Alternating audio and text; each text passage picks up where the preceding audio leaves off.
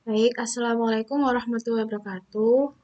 Di sini adalah pertemuan modul 6, yaitu tentang array. Kalian pasti sudah mengerjakan TP kan ya? Pasti tahu apa itu tentang array.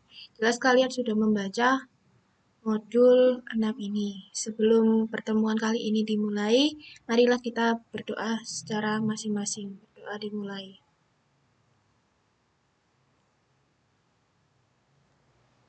Berdoa selesai. Baik, di sini saya akan menerangkan tentang modul 6 yaitu array. Untuk pertama yaitu tugas pendahuluan. Tugas pendahuluan dikumpulkan hari ini hari Rabu jam 12 pada PJ masing-masing. Yang ke-1 yaitu jelaskan pengertian array. 2. Apa yang kalian ketahui tentang array multidimensi. Jelaskan pendeklarasian array. 4. Carilah salah satu contoh program array. Untuk tujuan dari modul 6 ini yaitu 1. Mahasiswa mampu mendeklarasikan dan membuat array. 2. Mahasiswa mampu mengakses elemen-elemen array. 3. Mahasiswa mampu menentukan jumlah elemen dalam sebuah array. Yang keempat yaitu mahasiswa mampu mendeklarasikan dan membuat array multidimensi. Selanjutnya yaitu di bagian teori. Yang pertama yaitu ada pengenalan array. Dalam mendeklarasikan variabel, kita sering menggunakan tipe data yang sama, namun dengan nama variabel atau identifier yang berbeda-beda. Sebagai contoh, kita memiliki 3 variabel dengan tipe data int dengan identifier yang berbeda tiap variabelnya. Contoh yaitu di sini ada tipe data int angka 1, int angka 2, int angka 3. Diakhiri dengan titik koma, dan di bawahnya ada angka 1 sama dengan 10, angka 2 ada sama dengan 20, angka 3 adalah sama dengan 30. Ini yang disebut identifier, yaitu int angka 1, int angka 2, int angka 3. Kemudian selanjutnya, pada contoh di atas, kode tersebut kurang efektif karena harus menginisialisasi dan menggunakan tiap variabel pada dalam Java atau pemrograman lain. Terdapat kemampuan lain untuk menampung variabel-variabel dengan tipe data yang sama dan dapat dimanipulasi dengan efektif. Hanya untuk menginisialisasi dan menggunakan variabel terutama pada saat variabel-variabel tersebut memiliki tujuan yang sama, dirasa sangat membingungkan di Java maupun di bahasa pemrograman yang lain.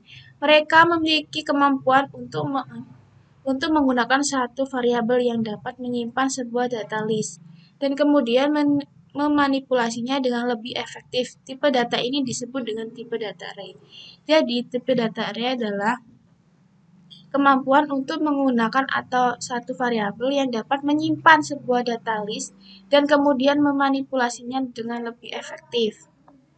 Contoh dari integer array itu seperti ini. Number di dalam ini ada 0, 1, 2, ini ada variabel yang dapat menampung data lagi. Jadi contoh dari pengertian array yaitu data yang bisa menyimpan data di dalamnya. Jadi di dalam data dapat menyimpan data lagi.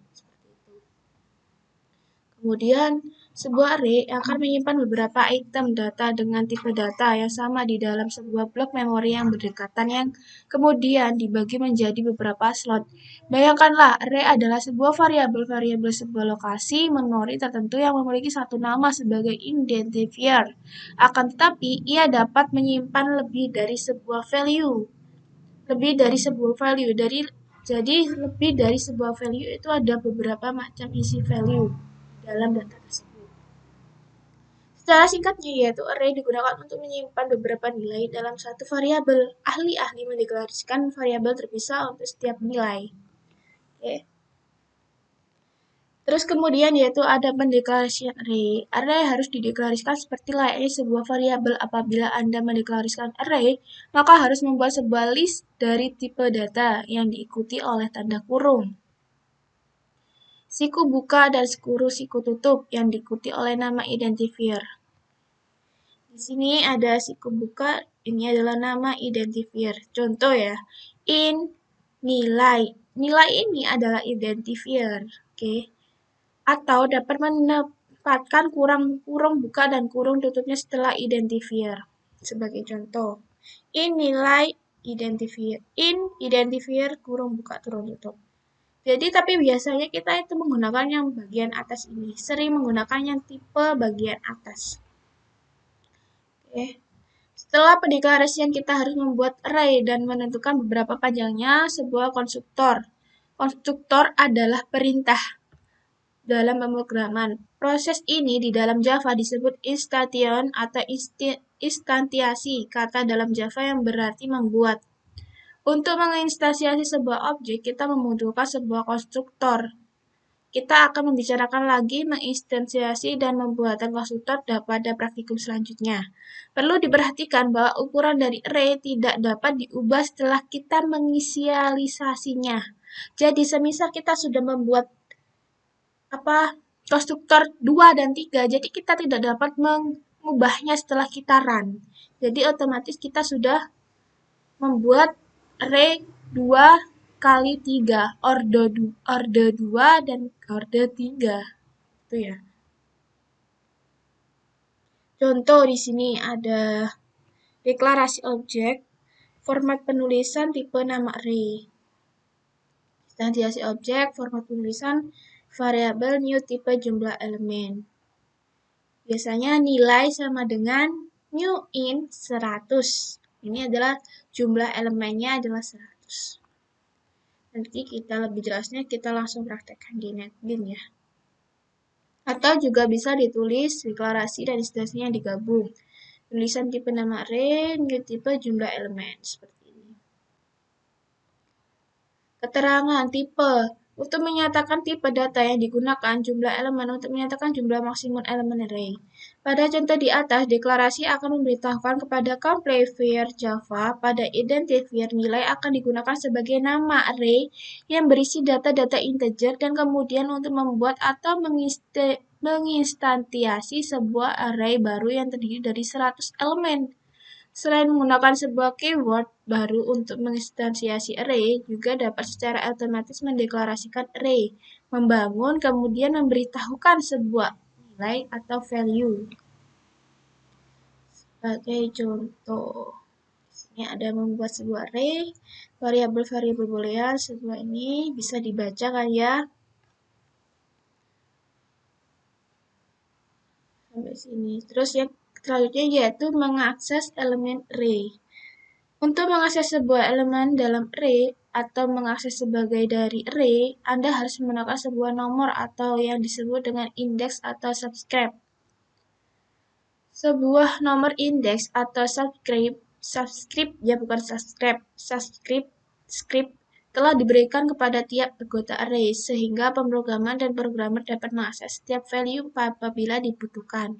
Indeks selalu dalam integer, mulai dari 0.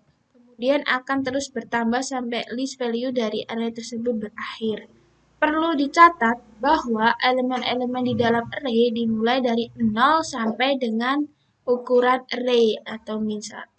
Ukuran array yang kita tentukan. Baik. Di sini kan ada data array dapat diakses langsung dengan cara ini. Kita langsung praktekkan di NetBeans ya.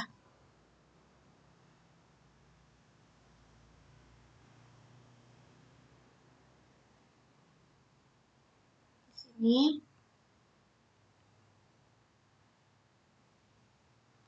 sini kan ini int angka ini disebut identifier, oke? Dan 6, 7, 8, 9, 10 ini adalah value yang sudah kita tentukan. Terus di sini ada sistem out println angka buka kurung siku 2 dan 3. Jadi ini adalah perintah atau konstruktor. Yang di dalam ini adalah konstruktor. Ini adalah konstruktor. Kita coba run.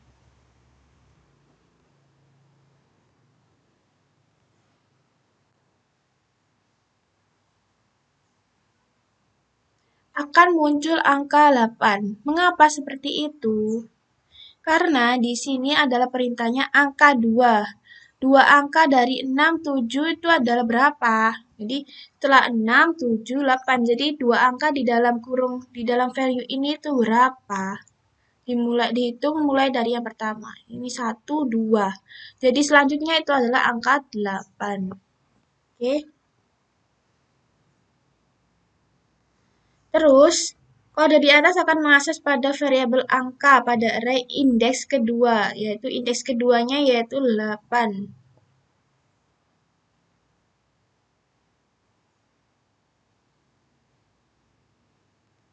Atau bisa jadi ini mulai dari 0, 1, 2. Indeksnya kan mulai dari 0, 1, 2. Jadi indeks keduanya yaitu 8. Seperti itu.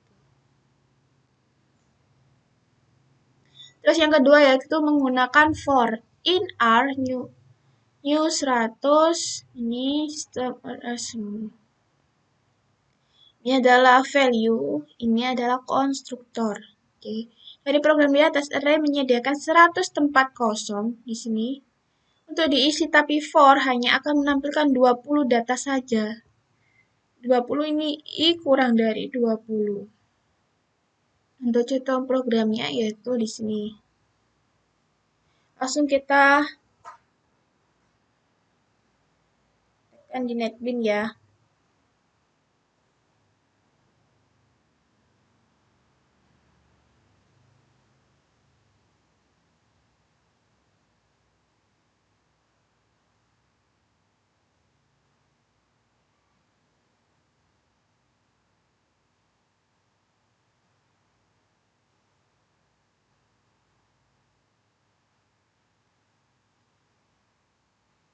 Sini. Oke. Sini ada kelas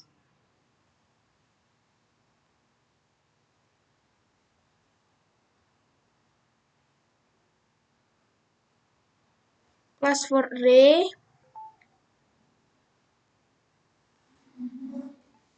Scanner input di sini kita menggunakan scanner juga. Jadi kita nanti membuat dengan inputan keyboard. Masih ingat kan, inputan keyboard selalu diikuti dengan scanner. Scanner selalu diikuti dengan inputan keyboard. Secara input, scanner input sama dengan scanner ini. In R ini adalah apa? Identifier. New in. Jadi di sini menyediakan elemen arraynya menyediakan 5 elemen ya. For in I sama dengan 0, I kurang dari 5, I plus plus. Jadi kalian kemarin sudah tahu kan pengulangan atau looping ya. In sama dengan 0, I kurang dari 5. I kurang dari 5 jadi ini nanti akan menampilkan mulai dari 1 sampai dengan 5. Bisa dimengerti? Dan di sini I plus plus jadi 1, 2, 3, 4, 5 secara beruntut ke bawah. Sistem output print masukkan data. Ini adalah scanner. Di bagian sini ini adalah scanner. Ini perintah. Perintah dari I tadi. I 0, I sama dengan 0, I kurang dari 5. Berarti ada 0, 1, 2, 3, 0, 1, 2, 3, 4. Jadi ada 5 baris ke bawah. Diikuti dengan sistem out println. Ini adalah garis pemisah. Slice N sudah paham kan dari modul 1. Sistem out println hasil keluaran data. Hasil keluaran data ini otomatis ke input. Jadi kita mengisi scanner ini dan nanti otomatis akan keluar di bagian sini. Jadi kita memanggil inputan dari atas ini menjadi di atas sini, menjadi di bawah sini. Diikuti dengan sistem out println R I ini dimasukkan di sini untuk menampilkan objek inputan dari yang atas dan dipanggil di bagian bawah sini. Coba kita run. Ini nanti harus dipraktekkan di NetBeans kalian masing-masing ya, supaya lebih paham. Sambil ini ya, kita coba run. Di sini hanya bisa menginputkan angka, karena di sini kita memakai integer int. Tipe data integer ya. Ini ada masukkan data ke 0, jadi kita inputkan 1. Enter 2, enter 3, enter 4, enter 5. Jadi ini pengisiannya itu terserah kalian, mau menginputkan angka berapapun itu terserah kalian sampai memasukkan data keempat. Kemudian kita terakhir yaitu kita enter. Jadi di sini akan mengeluarkan otomatis inputan yang kita input dari atas dan akan ditampilkan di bagian bawah sini. Paham? Untuk selanjutnya yaitu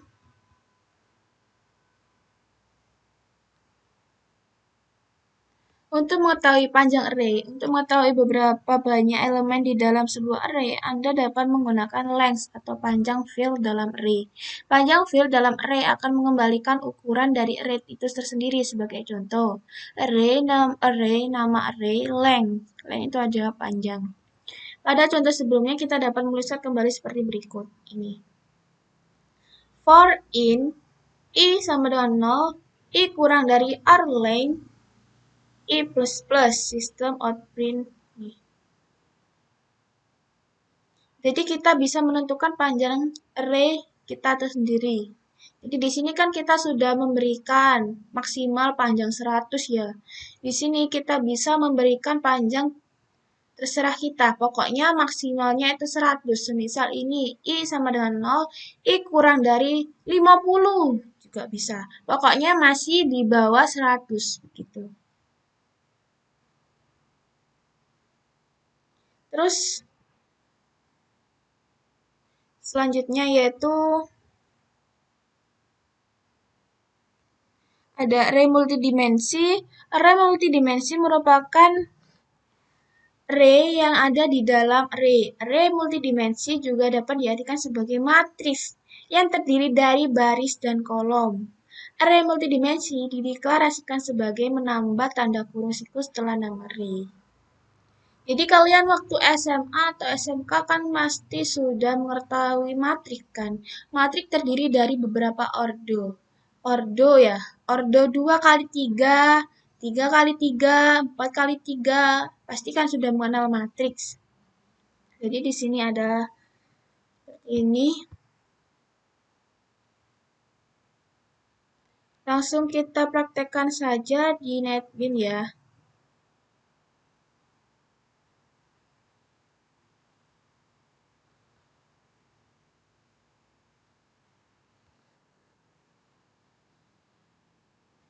Sini ada kelas array multidimensi.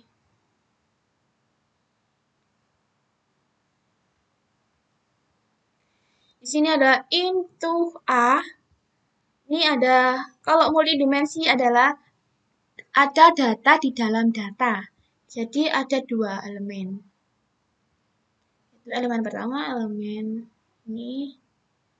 Ada konstruktor pertama, konstruktor kedua. String mahasiswa. Kita menggunakan string karena kita akan menginputkan nama atau huruf. Apabila kita akan menginputkan angka, jadi kita di sini menggunakan int mahasiswa. Dan di dalam sini kita menginputkan angka. Jadi di sini string mahasiswa, buka kurung siku, tutup kurung siku, buka kurung siku, tutup kurung siku sama dengan int. Di sini sebentar, new int yaitu kita maksimal menginputkan 100. Ya, maksimal menginputkan 100. Dan kita hanya menginputkan nama Budi, Tono, Okta, Andi, Rudi, Tasya. Di antara penginputan ini jangan lupa ada tanda petik 2, tanda petik 2, koma, tanda petik 2, tanda petik 2. Oke. Terus sistem out println mahasiswa 0/0. Kita mulai dari 0 kan. Oke, 0.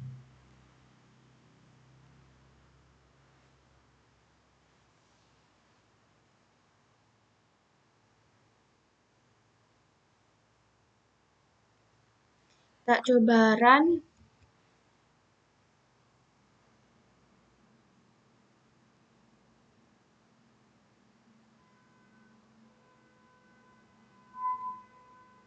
Jadi, kita akan rangnya itu hanya keluar Budi. Karena sistem outprinternya ini adalah indeks ke 0 dan indeks ke 0. Jadi indeks ke 0-nya itu adalah Budi. Ingat, di dalam array itu dimulai dari indeks ke 0 ya. Indeks ke 0-nya ini adalah Budi. Kita akan coba lagi ke multi di sini. Enggak. Jadi seperti itu. Selanjutnya Untuk mengakses elemen array multidimensi, caranya hampir sama dengan array satu dimensi. Hanya saja dalam array multidimensi, kita perlu menentukan letak kolom dan baris dari elemen tersebut. Misalnya untuk mengakses elemen pertama dari array, masih di atas kita tuliskan. Kita akan mengeran hasilnya adalah Budi ya tadi. Selanjutnya yaitu array list. Array yang sudah kita bahas di atas sebenarnya memiliki beberapa kekurangan seperti tidak mampu menyimpan data dengan tipe yang berbeda, ukurannya tidak dinamis. Oleh karena itu, kita dapat menggunakan array list untuk menutupi kekurangan tersebut. Array list merupakan sebuah kelas yang memungkinkan kita membuat sebuah objek untuk menampung apapun. Untuk menggunakan array list, kita harus import Java Util Array List. Setelah itu kita baru bisa membuat sebuah objek array list. Contoh program ya. Ini juga bisa kita praktekkan, kalian praktekkan di NetBeans ya. Sampai sini dan akan menghasilkan running seperti ini. Center pembesar 532 dan seterusnya seperti ini. Coba dipraktekkan di NetBeans. Oke, sambil kita memahami bersama. Terus, karena ArrayList kantong ajaib merupakan sebuah objek yang terbuat dari kelas ArrayList, maka dia punya metode fungsi untuk melakukan sesuatu, yaitu fungsi add untuk menambahkan sesuatu ke dalam ArrayList. Itu fungsi remove untuk menghapus sesuatu ke dalam ArrayList. Fungsi size untuk mengambil ukuran list. Fungsi getID atau getIt untuk mengambil item dalam ArrayList berdasarkan is atau indeks tertentu. Dan yang kelima yaitu dan masih banyak fungsi yang lainnya. Kalian bisa mencari referensi dari buku atau e-book atau internet pasti ada.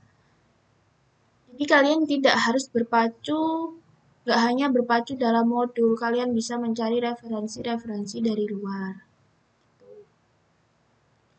Ya, untuk selanjutnya yaitu bahas latihan ya. Di sini ketiklah kode program di bawah ini, pelajari dan pahami tiap baris kode program. Itu adalah latihan 1. Ini bisa langsung kalian praktekkan di NetBeans yang akan menghasilkan output seperti ini. Jadi kita langsung masuk ke Java ya.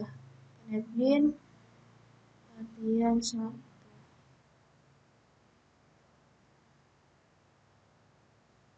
Ini ada latihan 1. Itu string mahasiswa new string 5. Kita sudah menentukan panjang array-nya yaitu 5. Scanner jadi kita otomatis membuat dengan inputan keyboard. Oke. For in is sama dengan 0, i kurang dari mahasiswa length. Ya ini length ini kan sudah kita tentukan di atas ini yaitu 5. Jadi mahasiswa length i plus system out print mahasiswa. Ini nanti di bagian sini kita kasih inputan keyboard di bagian sini. Mahasiswa i. Jadi contoh ini adalah kita sudah menentukan panjang dari array length tersendiri kita sendiri yaitu 5. Oke, kita coba run system for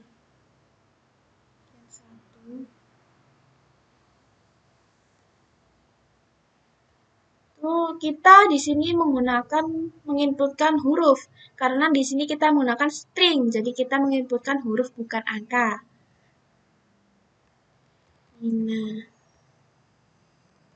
Ina, Mustafa. Ini terserah ya namanya.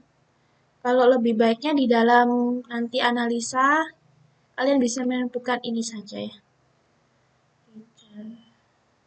Firda, Rian, Putri.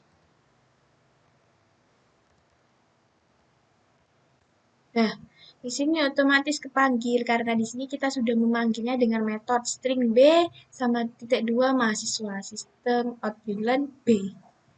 Oke, dengan mengambil variabel b.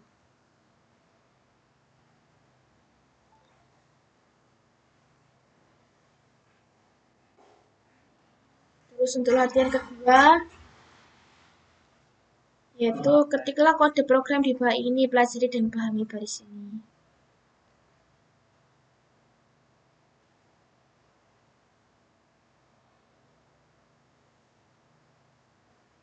Jadi di sini itu ini nanti juga kalian praktekkan di NetBeans kalian ya.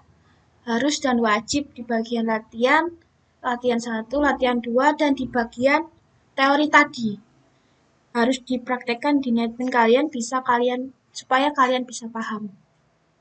Menghasilkan NRI, jadi kita nanti juga membuat inputan keyboard sistem string mahasiswa, new string. Di sini kita akan membuat ordo 3x3. Jadi 3 kolom, 3 baris. Ordo 3x3 adalah 3 kolom ke samping, 3 baris ke bawah. Oke. Sistem output inputan. Di sini I kurang dari 0, I kurang dari 3. I plus. J sama dengan 0, J kurang dari 3. Di sini adalah kolom. Kolom ini adalah baris. Karena kita sudah menentukan. Misal kalian ingin membuat ordo 5x5, jadi di sini I kurang dari 5, J kurang dari 5. Bisa kalian ubah sendiri. Sistem output di sini kita akan menginputkan, ya, inputan keyboardnya nanti kita di sini. Terus mahasiswa I, J, I, N. Nah, di sini kita akan mentransformasi inputan di sini array tadi. Kita akan mentransformasinya menjadi ordo 3x3. Sistem output ya. Di sini yaitu kita akan mentransformasikan dan hasilnya nanti akan seperti ini. Kita kan sudah menginputkan ya di sini. Baris ke 1, baris ke 1, baris ke 1 dalam kolom ini. Ada keterangannya sudah. Terus ini kita menginputkan huruf. Mengapa huruf? Karena di sini kita menggunakan string. Jika kalian ingin menggunakan int, jadi jika kalian ingin menggunakan angka, di sini kalian menggunakan int. Dan akan otomatis mentransformasi output seperti berikut A, B, C, D, E, F, G, H, I. Untuk tugasnya di sini ada 2 saja ya, cukup mudah. Saya kira cukup mudah, yaitu buatlah program array yang menampung nama teman kelas kalian sebanyak 10 orang. Cukup hanya 10 orang. Gunakan scanner untuk inputannya dan gunakan perulangan untuk menampilkannya. Jadi kita harus menggunakan scanner. Scanner otomatis diikuti dengan inputan keyboard, oke? Dan gunakan perulangan untuk menampilkannya. Jadi kalian bisa menggunakan perulangan. Perulangan kemarin ada apa saja, ya? While bisa, do bisa, for bisa. Tapi di sini sering kita menggunakan perulangan for. Cukup mudah. Yang kedua yaitu buatlah sebuah array yang menampung nama-nama hari dalam seminggu. Gunakan scanner untuk inputannya dan perulangan untuk menampilkannya.